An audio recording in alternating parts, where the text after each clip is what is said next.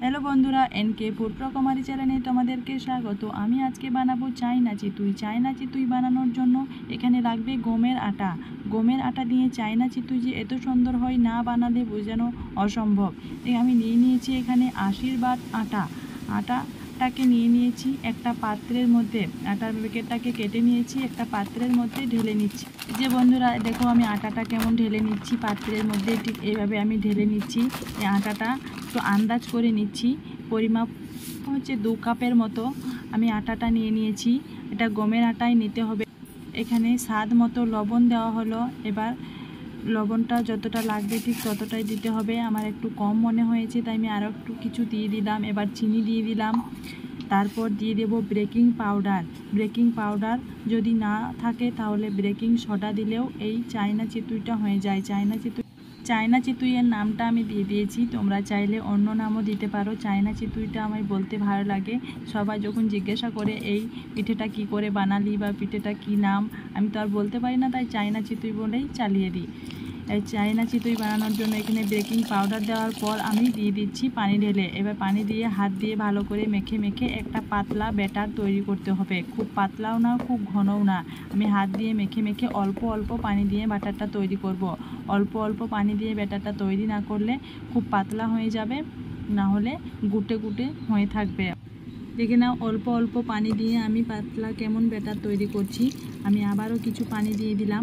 এবার আবারও হাত দিয়ে এটাকে ভালো করে মেখে নিতে হবে। ভালো করে মেখে নিয়ে চাইনা চিতুই বানানোর জন্য খুব বেশি সময় লাগে না, তবে সময় দিয়ে বানালেও খুব ভালো হয়। সময় যদি অল্প থাকে, এভাবে আটাটাকে মাখিয়ে ভালো করে সময় থাকলে এটাকে রেস্টে রাখতে হবে। সময় না থাকলে এটা সঙ্গে সঙ্গেও বানানো যেতে পারে। সঙ্গে সঙ্গেও বানালে এটা করলে খুব ভালো হয়। দেখে নাও, ব্যাটারটা আমার ঠিক এরকমভাবে হয়েছে, একটু গুটে গুটে থেকে গেছে। এবার এটা হাত দিয়ে একটু মেখে এটাকে প্লেন করে নিতে হবে। হাত দিয়ে ভালো করে ফেটিয়ে মেখে নিচ্ছি আমি। দেখে নাও, ঠিক এইভাবেই মেখে নিতে হবে। তাহলে যে চাইনা চিতুইটা বানানো হবে সেটা খুব সুন্দর হবে।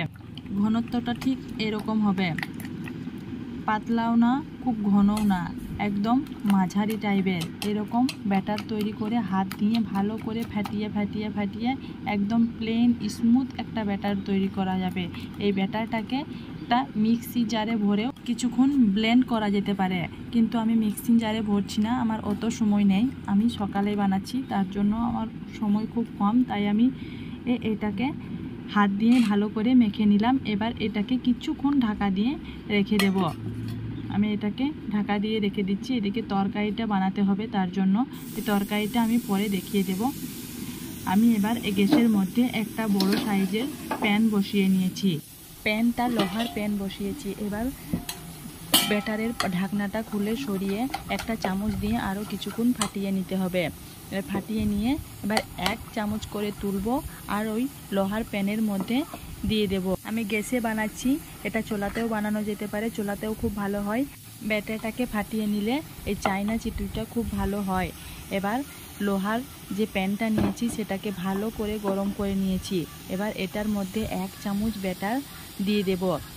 1 চামচ ব্যাটার দেওয়া হয়ে গেলে এটাকে চামচ দিয়ে একটু বাড়িয়ে মাঝখানটাকে পাতলা করে দিতে হবে। খুব বেশি পুরু আমি করব না, তাহলে চাইনা চিতুইগুলো নরম হবে না, যেন খসখসে টাইপের হয়ে যাবে। বেশিক্ষণ লাগবে না এই চাইনা চিতুই বানাতে। ব্যাটারটা দেওয়ার পর থেকেই আমি দেখিয়ে দিচ্ছি, একটুকু কাটছি না। এবার এই যে এইখানে জালিদার পিঠে বা চাইনা চিতুই, যে নামে যে যা বলতে পারে, তো অসুবিধা নেই, কিন্তু স্বাদ এই পিঠার খুবই ভালো। একটা চাইনা চিতুই বানাতে 10 সেকেন্ডের মতো টাইম লাগবে, খুব বেশি না। আর প্যানটা যদি লোহার হয় আর লোহাটা খুব গরম হয়ে থাকে তাহলে তো আরও তাড়াতাড়ি হবে। আমার এটা লোহার, খুব বেশি সময় লাগছে না। এবার এটাকে খুব সহজেই ওঠানো যাবে। দেখো, আমার চাইনা চিতুইটা যতক্ষণ সময় লেগেছে পুরো সময়টা দিয়েই তোমাদেরকে দেখিয়ে দিয়েছি। ঠিক এরকম যখন হয়ে আসবে ঠিক তখনই এটাকে উঠিয়ে নিতে হবে। এই চাইনা চিতুইটা খাবার সোডা দিয়েও বানানো যায়, যেটা বেকিং সোডা বলে। আজকে বেকিং পাউডার দিয়ে বানাচ্ছি। শুকনো উপকরণগুলো ভালো করে মেখে নিয়ে আমি যে ব্যাটারটা তৈরি করেছি সেই ব্যাটারটা দিয়ে আমার যে পিঠাগুলো হচ্ছে, সেই পিঠাগুলা যে এতটা নরম হচ্ছে বলে বোঝানো অসম্ভব। এই জালিদার পিঠে যতটা জালিদার ততটাই নরম, খেতে ততটাই সুস্বাদু। আমি একই রকম পদ্ধতিতে আমি সব পিঠেগুলো বানিয়ে নিচ্ছি। দেখো আমি আবারও একটা চায়না চিতুই বানিয়ে নিচ্ছি। দেখে নাও চায়না চিতুই, ওইগুলো দেখতে কতটা সুন্দর লাগছে। এরকমভাবে চায়না চিতুই বানালে যদি কোনো বাড়িতে অতিথি আসে আর সময় কম থাকে, এরকমভাবে বানিয়ে দিলে তারাও খুব পছন্দ করবে, এমনকি রেসিপিটাও জানতে চাইবে। গ্যাসের মধ্যে বসানো প্যানটা লোহার বলে খুব সুন্দর হচ্ছে চায়না চিতুইগুলো, বা খুব সহজেই উঠে আসছে, একটুকু লেগে থাকছে না। আমি আবারও একই রকম পদ্ধতিতে আবারও একটা পিঠা বানিয়ে নিচ্ছি।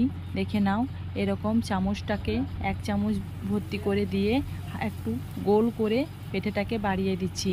এরকমভাবে অনেকটাই পাতলা করা যায়। তোমরা যতটা পাতলা করতে চাও ততটাই পাতলা করতে পারবে, ততটাই পাতলা করে, এমনকি ধসার মতো একবারে বড় করে পাতলা করে নিয়ে মাঝখানে মশলা ভরে সেটাকে খাওয়া যেতে পারে।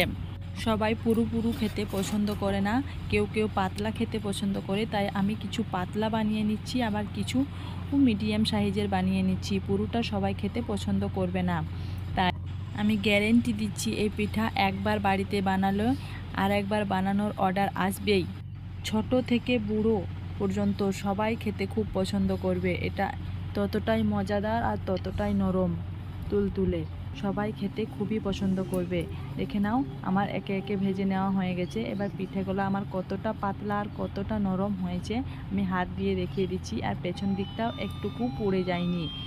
আমি তোমাদেরকে খুব ভালো করে দেখানোর সুযোগ পাচ্ছি না, কারণ আমার টাইমটা খুব কম। আমার সবাই খাবে তার জন্য রেডি হয়ে আছে, আমি তাড়াতাড়ি করেই খাবারগুলো সার্ভ করছি, ওর সাথে একটু ভিডিওটা বানিয়ে নিলাম। দেখো পিঠেটা খুবই নরম। এবার এই তরকারি দিয়ে খেয়ে নেবে। তরকারিটা আমি অন্যদিন বানিয়ে দেখিয়ে দেবো, আজকে আমি তরকারিটা ভিডিও করতে পারি নাই। তরকারিটা অবশ্য যে কোনো তরকারি দিয়ে খাওয়া যাবে, বা আলুর তরকারি দিয়ে বেশি ভালো লাগবে। ধন্যবাদ বন্ধুরা, একবার হলেও বানিয়ে দেখো তোমরা।